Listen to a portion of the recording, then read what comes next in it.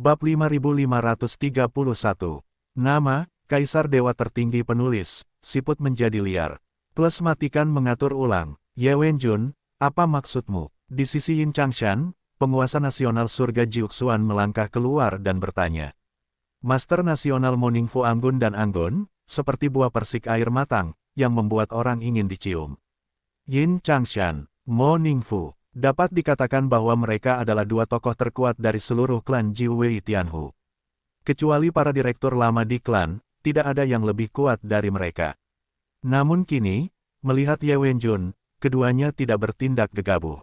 Jika pertarungan benar-benar dimulai, setidaknya setengah dari istana akan hancur, dengan banyak korban jiwa.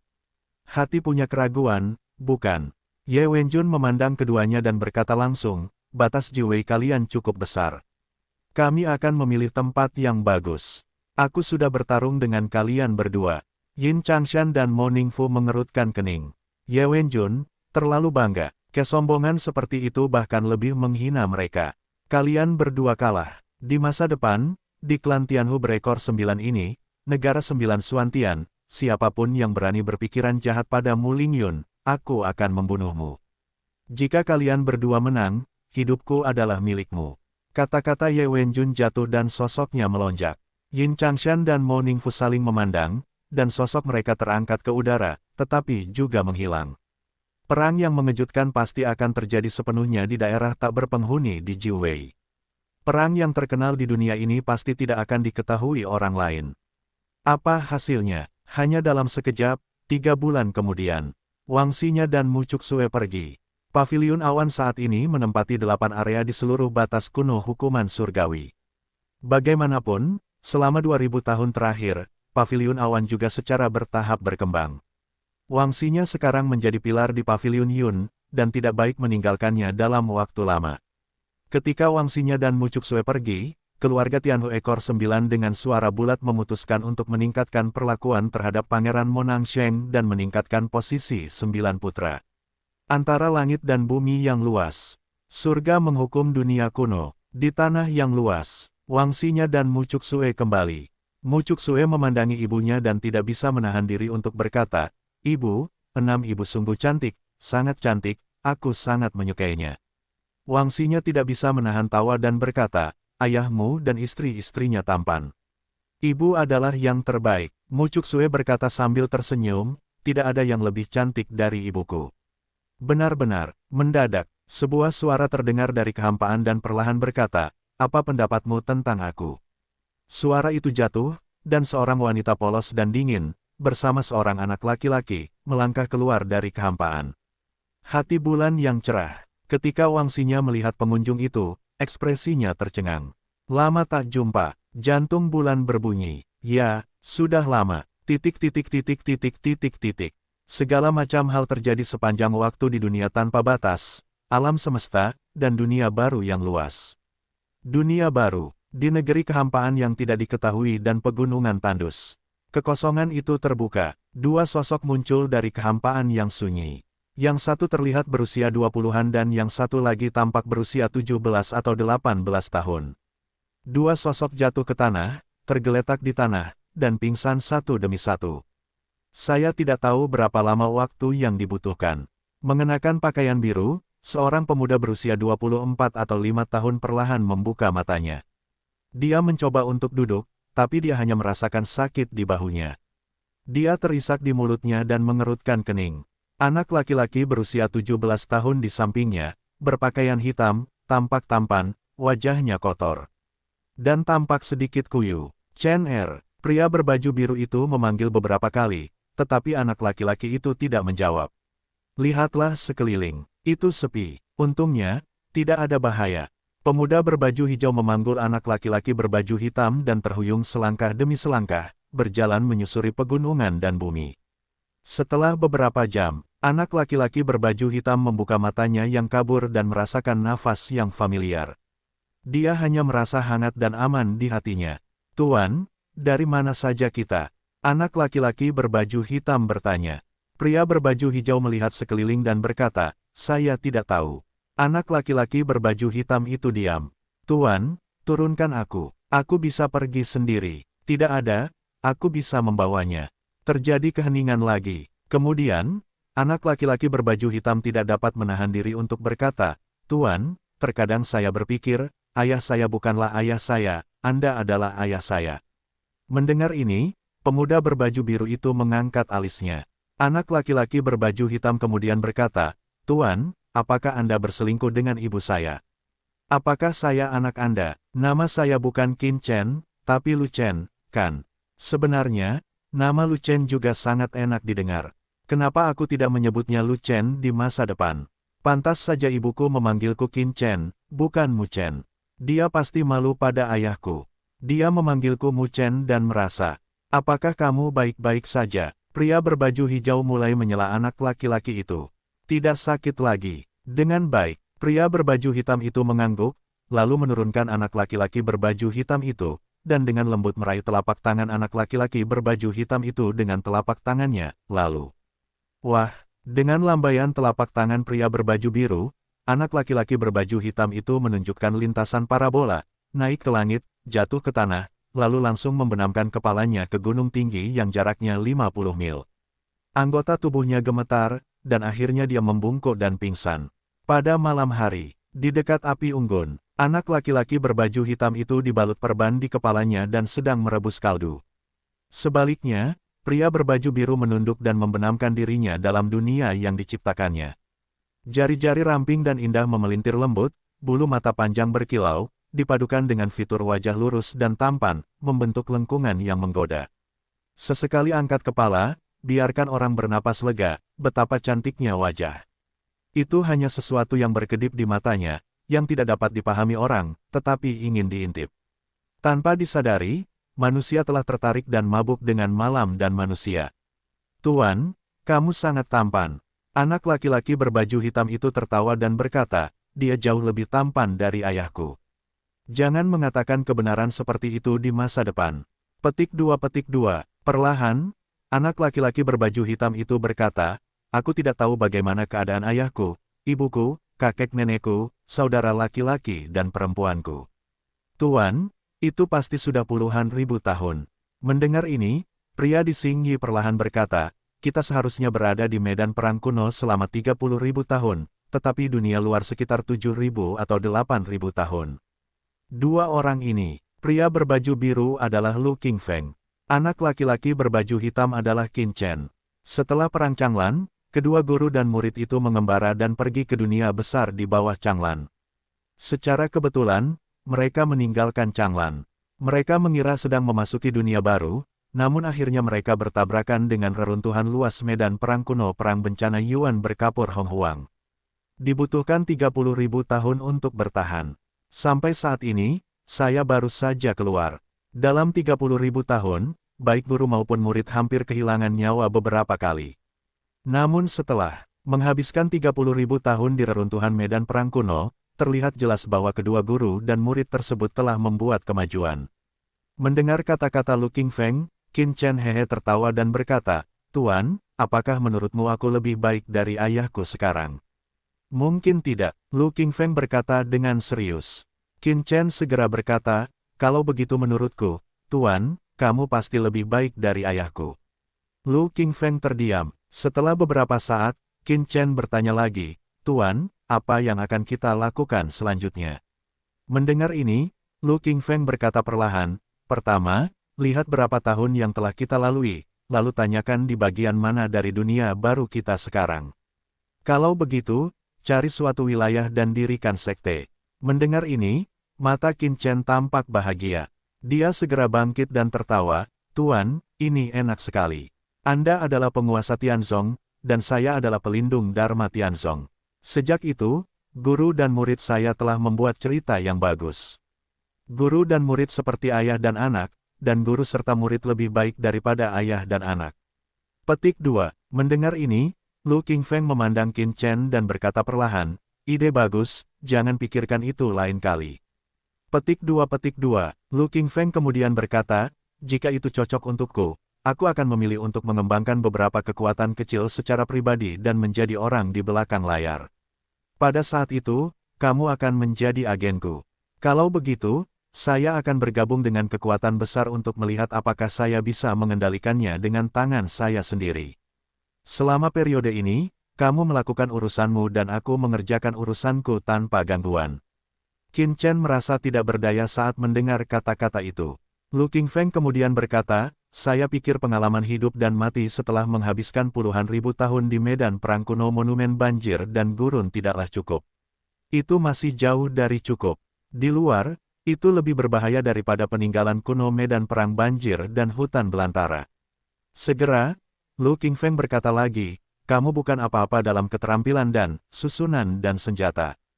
Jangan berpuas diri, terutama keterampilan susunan. Ayah dan nenekmu semuanya adalah orang-orang hebat dalam keterampilan susunan. Dalam hal pewarisan darah, kamu juga harus menunjukkan bakatmu dalam keterampilan susunan. Mendengar ini, Qin Chen menolak untuk menerima jalan napas, maka banyak saudara laki-laki dan perempuan saya belum melihat bahwa itu semua adalah keterampilan susunan. Mu Xuanchen dan Mu Xuanfeng masih mempelajari keterampilan dan secara menyeluruh. Itu karena Meng Zimo dan Miao Xianyu mahir dalam dansu. Dipengaruhi oleh ibu mereka, Mu Xuanchen dan Mu Xuanfeng secara alami lebih antusias terhadap dansu. Kamu, apa kamu? Lu Qingfeng berkata dengan tenang, kamu harus mengetahui semua keterampilan susunan seni dan, karena aku adalah putra tertua dan cucu dari penggembala. Qin Chen segera mengambil kata-kata itu, memandang Lu Qingfeng, dan berkata, Tuan, tidak bisakah kamu mengubah kata-katamu? Aku bisa mendengar kepompong di telingaku. Bagaimana kalau mendengar kepompong? Lu Qingfeng melanjutkan, kamu bisa melihat segala sesuatu tentang pertempuran Changlan, kamu dapat melihat dengan mata kepalamu sendiri ketidakberdayaan kakek nenekmu, situasi putus asa ayahmu, dan tekad ibumu. Tanpa kekuatan yang kuat, kamu tidak bisa melindungi orang yang kamu sayangi. Sekarang, kamu seharusnya memahami kebenaran ini. Mata Qin Chen sedikit redup. Tuan, apakah ayah murahanku akan mati? Mungkin tidak. Bagaimana dengan ibuku? Mungkin, aku belum mati. Mendengar ini, mata Qin Chen sedikit muram, lalu berkata, tidak apa-apa, mereka sudah mati. Aku akan membawa panji penggembala, saudara-saudaraku, aku akan menjaga mereka. Ayahku sudah ditakdirkan, dan aku sudah ditakdirkan. Aku akan menyelesaikan apa yang ayahku tidak selesaikan. Qin Chen berkata dengan tegas, lagi pula, saya punya guru di sini. Guru sekarang adalah kaisar. Saya tidak takut. Lu Qingfeng memandang Qin Chen dengan mata jernih, dan berkata dengan lemah, di atas kaisar, ada dewa Tao dan manusia nyata, serta guru Tao dan raja sejati. Mendengar ini, mata Qin Chen terkulai. Guru selalu ingin melawannya. Aku masih muda dan sudah lama sekali. Kamu tidak muda lagi. Sudah berapa tahun ibumu mengandung kamu dan berapa tahun kamu dilahirkan? Sekarang kamu terlihat berumur 17 atau 18 tahun. Faktanya, kamu telah hidup selama puluhan ribu tahun, dan ayahmu hanya puluhan ribu tahun lebih tua darimu. Petik 2. Lu Qingfeng berkata lagi, ayah dan ibumu memiliki bakat yang luar biasa, tetapi ibumu yang lain memiliki bakat yang baik. Menantu perempuan kakekmu tidak buruk. Masing-masing punya keunikannya masing-masing. Misalnya, Ming Yuexin berasal dari 5 roh protos. Kami melihat bahwa salah satu dari 5 roh protos di reruntuhan medan perang kuno tidak dapat meninggalkan alam ilahi. Anda juga melihat kekuatan dari 5 roh protos. Ming Yuexin bukan lebih buruk dari ibumu. Tidak mungkin mengatakan, anak-anaknya akan melampauimu di masa depan. Petik 2. Qin Chen menggaruk kepalanya dan berkata, jika kamu melampaui aku, dia akan menjadi pemimpin penggembala. Tidak, Lu Qingfeng dengan tenang berkata, kamu adalah putra tertua dan cucu dari penggembala. Qin Chen menerima kata-katanya, tetapi tersenyum pahit. Kedua tuan dan murid itu terdiam. Qin Chen kemudian berkata, Tuan, bolehkah saya mengajukan pertanyaan? Dengan baik, kalau begitu jangan pukul aku. Tidak, Qin Chen menggosok tangannya dan berkata dengan penuh semangat, Tuan, apakah kamu menyukai ayahku? Apakah kamu tidak menyukai wanita dan pria? Ayahku adalah orang yang kamu sukai. Kalau tidak, selama bertahun-tahun, kamu telah melindungi ayahku dimanapun, secara terbuka dan diam-diam. Kamu pasti menyukainya. Bang, sebentar lagi, tubuh Qin Chen terbang tepat di atas 9 langit, dan kemudian langsung mendarat. Dong, bumi retak. Tubuh Qin Chen membentur lubang yang dalam dengan karakter besar, satu tangan perlahan terangkat, berbaring di tepi lubang, menatap Lu Qingfeng, dengan wajah pahit dan berkata, "Tuan, sudah disepakati untuk tidak memukul saya." Dia merasa tulangnya akan retak. "Aku tidak memukulmu, aku hanya membiarkanmu terbang." Petik 2. Qin Chen keluar dari lubang dan merangkak ke depan seperti anjing mati. Musim gugur ini benar-benar mematahkan beberapa tulang. Lu Qingfeng memandang Qin Chen dan bergumam, "Pada masa itu, ayahmu dan aku berada di dunia peri. Ayahmu sangat bersemangat dan bersamaku di depan pintu ibu ketigamu, ayah kandung Ye Xueqi. Saat itu, ayahmu adalah orang yang periang, santai, dan anggun. Aku iri dengan gayanya yang anggun, tapi aku tidak bisa melakukannya. Perasaan ini seperti burung di dalam sangkar iri pada burung yang terbang di langit di luar. Saat itu, aku hanya mengira ayahmu dan ibu ketigamu bersama, riang dan bahagia di dunia peri yang begitu besar. Tetapi kemudian, ayahmu yang berumur 3 tahun meninggal. Tentu saja, dia berpura-pura mati, meninggalkan negeri dongeng dan kembali ke Changlan. Tetapi pada saat itu, demi ayahmu, Tuan meninggal dan langit runtuh. Ayahmu marah dan membunuh Xiang Xianmen. Kemudian, Zhu Xiantu lahir. Ayahmu berkompetisi untuk foto ini dan meninggal. Aku baru tahu lama kemudian bahwa itu adalah pengaturan kakekmu, Raja Perimuyun, tapi pengalaman hidup ayahmu. Sejak itu, aku perlahan-lahan mengetahui tentang masa lalu ayahmu dan segala sesuatu tentang ayahmu, tapi, sejak itu, aku belum pernah melihat negeri dongeng di wajah ayahmu, dan aku tertawa bebas." Lu Qingfeng berkata di sini dan menghela nafas, "Di dunia peri, ayahmu bebas dan bahagia dari lubuk hatinya. Tapi dalam hidup ini, aku tidak akan pernah merasakan kebebasan dan kebahagiaan seperti itu dari ayahmu. Ayahmu sepertinya diantar oleh kakekmu dan merencanakan segala sesuatu dalam hidupnya, tapi dia selalu ingin melindungi kekasihnya dan anak-anaknya. Untuk tujuan ini, dari dunia celestial ke dunia dewa, ke Changlan, dan kemudian ke dunia baru saat ini, ayahmu didorong maju selangkah demi selangkah. Jika kamu memberinya pilihan, mungkin dia lebih memilih menjadi raja peri yang bodoh dan tak kenal takut di dunia peri, daripada menjadi kaisar dewa dan mendominasi dunia." Lu Qingfeng memandang Qin Chen dan berkata perlahan, "Dalam kehidupan ayahmu, keluarga Kaisar Ming selalu berada di bawah tekanan, dan sekarang Kaisar Ilahi sedang mengincarnya. Jika kakek dan nenekmu berkuasa dan bisa membalikkan segalanya, mengapa harus membuat rencana?" "Mengapa harus membuat rencana?" Qin Chen mengangguk setuju, lalu berkata, "Di hadapan kekuatan absolut, konspirasi apapun akan sia-sia. Suatu hari nanti, aku akan menjadi eksistensi yang melampaui para dewa dan meledakkan semua dewa." Lu Qingfeng memandang Qin Chen dengan wajah serius dan berkata perlahan, "Lebih baik kamu mengatakan bahwa suatu hari, ayahmu akan menjadi eksistensi di luar Kaisar Ilahi dan meledakkan segalanya. Aku pasti akan lebih kuat dari ayahku, berdiri di atas bahu para raksasa. Kalau begitu, kamu hanya bersanding dengan raksasa, yang kepalanya lebih tinggi darimu." Petik 2. Selama bertahun-tahun, Qin Chen menjadi terbiasa dipukul oleh Lu Qingfeng. Tapi kebiasaan seperti itu terus-menerus merangsang hati Qin Chen yang giat. Ayah jelas tidak terlihat kuat. Apa yang tidak bisa dia kejar? Jam tangan. Suatu hari, 10.000 batas surga akan memujinya atas nama Qin Chen, yang lebih kuat dan lebih tinggi dari nama Muyun. Dunia baru, dunia kuno, memiliki ribuan batas, dan terdapat miliaran makhluk. Ini bukan sekadar jari kosong. Dunia baru yang luas bahkan bisa dikatakan sama sekali tak tertandingi oleh dunia Changlan tempat Muyun dan yang lainnya berada. Kesenjangannya sebesar teluk. Dunia Zongtian, inilah dunia surga dan bumi yang tidak bergantung pada 18 dunia kuno. Tempat ini terbagi menjadi berbagai batas besar. Dunia ilahi Phoenix tempat Phoenix Protoss berada ada di sini. Phoenix Protoss, salah satu dari 10 Protoss teratas. Dan sejak zaman kuno, di antara 10 Protoss teratas, naga dan Phoenix diakui sebagai 2 Protoss terkuat.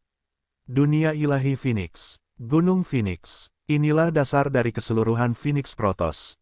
Sejarah berubah. Dari zaman kuno hingga sekarang, sebagai fondasi Phoenix Protoss, Gunung Phoenix selalu ada dengan bangga. Pegunungan yang terus-menerus tingginya ratusan kaki di titik terendah. Di antara pegunungan, awan mengepul, udara yang menguntungkan naik, cahaya warna-warni berbeda, dan burung serta hewan tidak ada habisnya di mata. Semuanya menunjukkan suasana keluasan, keagungan dan kecemerlangan.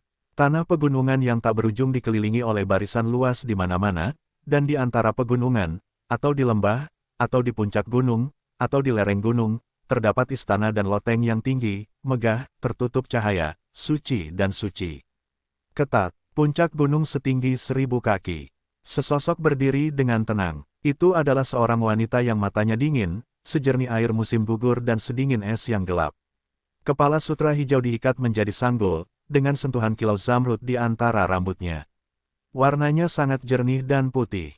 Di bawah kulit seperti koagulasi, lapisan kilau pemerah pipi tersebar samar-samar. Berdiri di antara dunia es dan salju ini, postur tubuhnya yang tinggi dan lekuk tubuhnya yang indah seolah dihias oleh orang-orang, membuat segala sesuatu di sekitarnya menjadi hidup.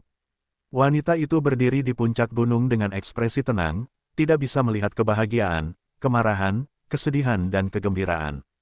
Wajahnya yang cantik bagaikan patung es membuat orang merasa tercekik oleh keindahannya. Saat itu, kekosongan itu sedikit bergetar, lalu dua sosok muncul di belakang wanita itu. Pria dan wanita ini sama-sama berusia 40-an.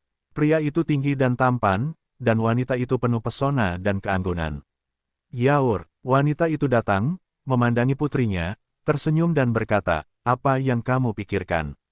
Wanita berbaju putih itu berkata dengan suara dingin, "Aku sedang memikirkan suami dan anak-anakku."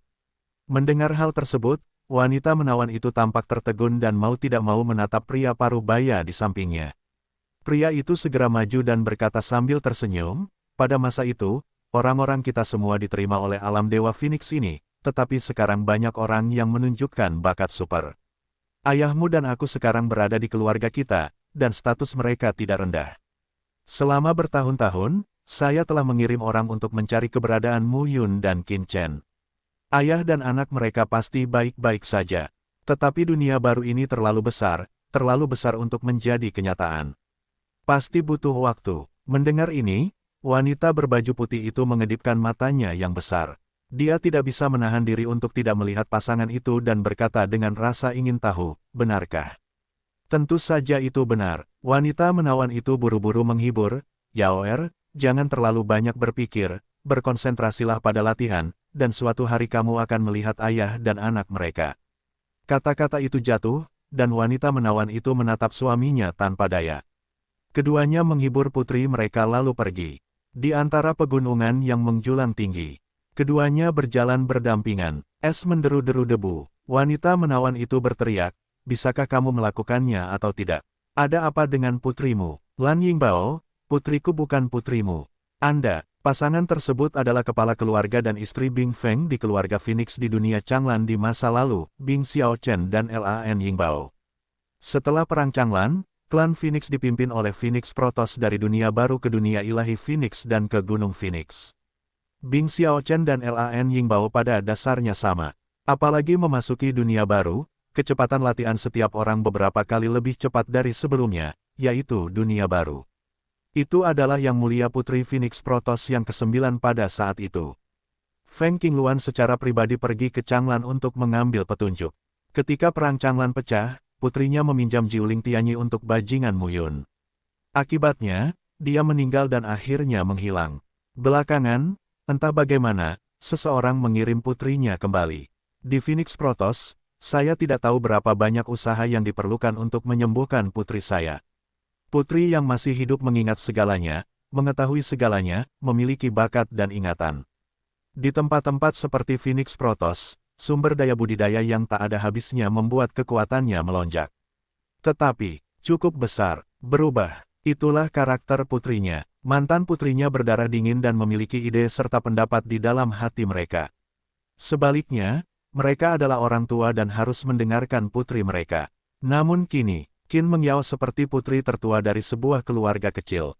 Terkadang pikirannya sangat tidak normal. Dia akan menangis sedih karena dia tidak bisa melihat kerinduan Mu Yun, dan tidak bisa tidur di malam hari karena dia merindukan putranya. Letakkan sebelum, tidak ada. Qin Mengyao berdarah dingin dan diam. Kini, berdiri di sana tanpa berbicara bagaikan keindahan gunung es, yang menakjubkan dari kejauhan. Namun saat Anda berbicara, Anda adalah wanita yang sentimental dan lemah.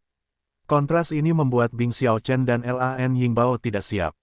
Dulu, pasangan ini masih merasa putrinya bersikap dingin dan terlalu tegas sehingga membuatnya terlihat seperti anak dari putrinya. Tapi sekarang, putrinya benar-benar bimbang, dan pasangan itu tidak tahu harus berbuat apa. Bing Xiaochen dan Lan Yingbao sedang berbaris di pegunungan. Saat mereka mengeluh satu sama lain, sesosok tubuh muncul di udara. Ayah ibu, seorang pria muda datang dengan tergesa-gesa. Bing Yi, melihat pengunjung itu, Bing Xiaochen langsung berteriak, "Bocah bau, dari mana saja kamu? Biarkan anakmu bertanya tentang keberadaan Mu Yun dan Qin Chen. Anakmu lari kemana-mana. Dia tidak melihat siapapun sepanjang hari. Dia menjadi gila." Ini Bing Yi, putra Bing Xiaochen dan Lan Yingbao. Bing Yi memandang orang tuanya dan buru-buru berkata, "Aku sudah bertanya, tapi tahukah kamu seberapa besar dunia baru ini? Di mana aku bisa peduli?" Mendengar ini, Bing Xiaochen mendengus. "Apa itu, ayah? Kali ini aku berlari ke arah Xiao Tianji dan Yun Lanjie, dan dipukul mundur." Bing Yi sangat marah dan berkata, "Ayah, Xiao Tianji dan Yun Lanjie tidak dapat dipisahkan dari menantu laki-lakimu, dan mereka juga memiliki hubungan dekat dengan mertuamu. Pergilah sendiri, ambil sekelompok orang baik di klan kita dan lihat apakah dia masih bisa mengalahkan orang." Bing Xiaochen memandang putranya dengan ekspresi marah di wajahnya dan tidak bisa menahan diri untuk tidak memarahi. "Bocah bau, menurutku kamu membuat masalah lagi dan dipukuli. Apakah kamu ingin kembali dan mencari permainan?" Bing Yi terlihat bersalah. "Berapa banyak orang baik di klan yang mendengarkanku? Kami masih mengandalkan orang lain sekarang." Bing Xiaochen mendengus, "Dasar bocah busuk, jika kamu bisa seperti adikmu, ayo." "Ayah, ayah." Bing Yi segera berkata, "Panggil aku kakak, adikku bisa, adikku sangat kuat, dia akan membawa kita bersamanya." Berguling, berguling. Selain itu, Lan Yingbao mendengus, "Bagaimana adikmu bisa keluar seperti ini? Bagaimana dia bisa keluar tanpa ditipu?" Bing Yi segera berkata, "Bukankah itu aku?" "Tidak." Bing Xiaochen mendengus, "Adikmu harus dirawat dengan baik untuk saat ini, dan tidak bisa diganggu. Terlebih lagi, dengan barang-barang Changlan pada saat itu, sekarang beberapa barang antik tua di Phoenix Protoss tidak akan pernah membiarkan adikmu meninggalkan alam Phoenix." Mendengar ini, Bing Yi tampak tidak berdaya. "Apa yang harus saya lakukan?" Xiao Tianji dan Yun Lanjie berada di utara dunia Zhongtian. Dikatakan bahwa mereka tidak lebih kecil dari Phoenix Senji, yang sangat besar dan unik. Dia masih ingin bertemu mereka. "Sayang, saya tidak tahu apa yang terjadi dengan saudara ipar saya yang murahan sekarang." Dunia baru, 18 dunia kuno, bersama dengan lokasi semua Protoss, semua makhluk surgawi, dan batas lainnya, besar dan kecil, sangatlah luas dan luar biasa. Kecuali Mu Yun, segala macam hal terjadi di mana saja dan kapan saja. Untuk Mu Yun, dia tidak tahu banyak hal. 10 dunia kuno, Prancis Utara, di persimpangan Changsuan, Tianluo, Wuling dan Jinglong, di tanah kuno pegunungan Qinghuang. Mu Yun dan Zhang Xuexin sedang duduk di tepi hutan Yuming Yuan, napas mereka berdeguk. Mu Yun telah membuka 77 rumah Tao, dan sekarang semakin jauh dari menjadi Raja Tao. Zhang Xuexin, Raja Tao yang telah membuka lebih dari 2000 kantor Tao, memiliki nafas yang terus-menerus di tubuhnya. Mereka telah tinggal di sini selama beberapa bulan. Pertama, Xiao Jiutian memasuki kedalaman hutan Yuming Yuan dan tidak pernah keluar. Kedua, Mu Yun berlatih di kedalaman hutan bawah Yuan, dan dia merasa bahwa nafas di dunia bawah sangat bermanfaat untuk pengembangan Taoismenya. Tentu saja, yang paling diuntungkan adalah Zhang Xuexin. Daofu miliknya telah membuka lebih dari 7.000 kursi. Sekarang bukan penurunan kekuatan, tapi larangan diri. Ada 7.000 kuil Tao, dan sekarang lebih dari 2.000 telah dibangunkan. Mengambil kesempatan ini, kami dapat terus melemahkan lebih dari 2.000 kuil Tao kami, yang dapat digambarkan sebagai hasil 2 kali lipat dengan setengah usaha. Setiap hari, Mu Yun membuka Daofu di samping Zhang Xuexin, dan dia jelas merasa bahwa Zhang Xuexin sangat kuat. Dibandingkan dengan lebih dari 2.000 kursi, terdapat 77 kursi. Kesenjangannya terlalu besar, itu benar-benar membuat Mu Yun ngiler karena iri. Pada hari ini, mereka berlatih seperti biasa. Nafas teror menyebar dari hutan Yuming Yuan. Di antara hutan yang gelap, seolah-olah dalam kegelapan, ada nafas yang mengerikan, yang akan segera keluar. Napas yang mengerikan ini membuat orang berdebar dan gemetar. Zhang Xuexin segera bangkit dan melangkah keluar untuk menghentikan Mu Yun. Ledakan, raungan pelan terdengar. Saat ini, langit dan bumi seakan bergetar. Lalu, seekor kucing berjalan keluar dari gunung dan hutan. Itu adalah kucing hitam gemuk dengan rambut hitam dan panjang kurang dari 1 kaki. Kucing hitam itu memiliki sepasang mata yang penuh cemerlang. Di bagian tengah alis terdapat sejumput rambut berwarna putih yang sangat mencolok mata. Jalannya yang santai memberi orang semacam sifat genit dan murahan. Temperamen barang, Zhang Xuexin tidak berani gegabah, dan Mu Yun juga menahan napas. Bukankah ini binatang buas yang kuat di tahun-tahun kelaparan? Kucing hitam itu berhenti 10 kaki dari keduanya. Hei, siapa dia? Kucing hitam itu memandang Zhang Xuexin dan bertanya-tanya. Hah, Mu Yun merasa bosan saat mendengar suaranya. Xiao Jiutian, Mu Yun berkata dengan heran. Suara ini bukanlah Xiao Jiutian. Kenapa kamu lari ke kucing itu?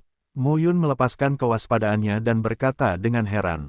Zhang Xuexin bingung. Mu Yun segera berkata, dia adalah orang yang dilarang di tanah kuno ini. Tubuhnya tidak ada, dia pernah tinggal di lukisan itu sebelumnya, dan jiwanya terpelihara dengan baik.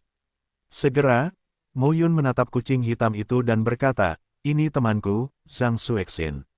Kucing hitam memandang Zhang Xuexin dan melihat ke atas dan ke bawah. Mengapa kamu menangkap kucing itu?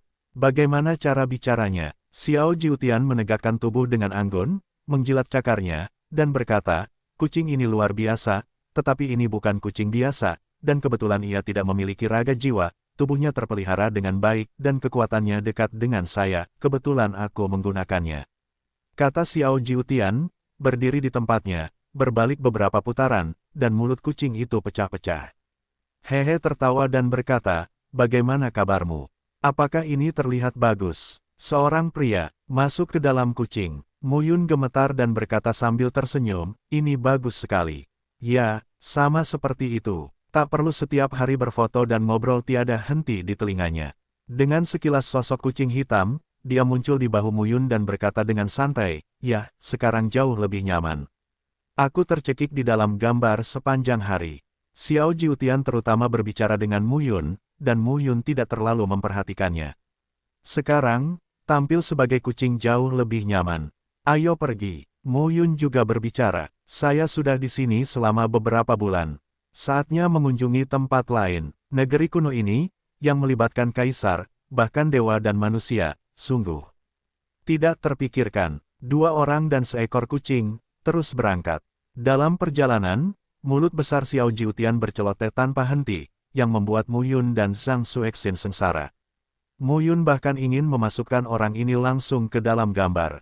Tanah kuno sangat luas. Mereka melewati Yuming Yuanlin sepanjang jalan dan menuju pegunungan dan hutan yang tak berujung.